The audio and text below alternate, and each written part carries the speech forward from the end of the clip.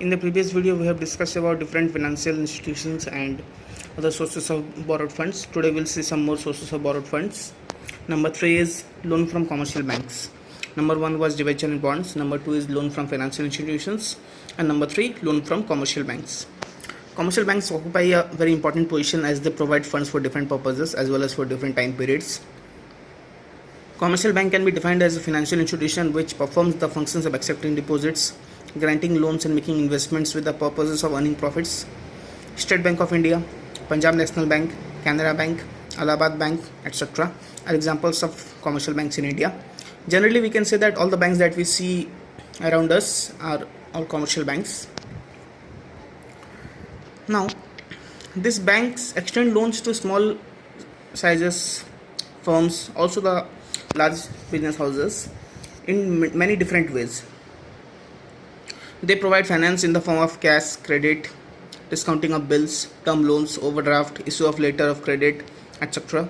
and different other sources of and different other ways.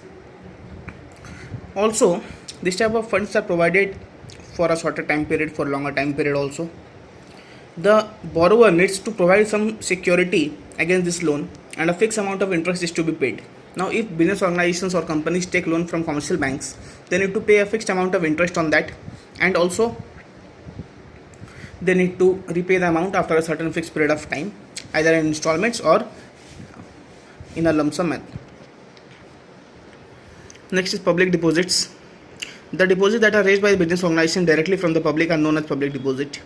Companies generally invite public deposits for a period of 91 days to 3 years. Minimum period of public deposits are 91 days and maximum up to 3 years. So companies may accept deposits from the general public for the period of minimum 91 days to maximum 3 years.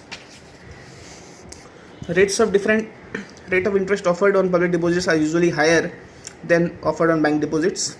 The acceptance of public deposit is regulated by the Reserve Bank of India.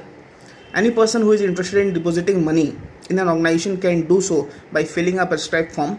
The organization in return issues a deposit receipt as acknowledgement of the debt.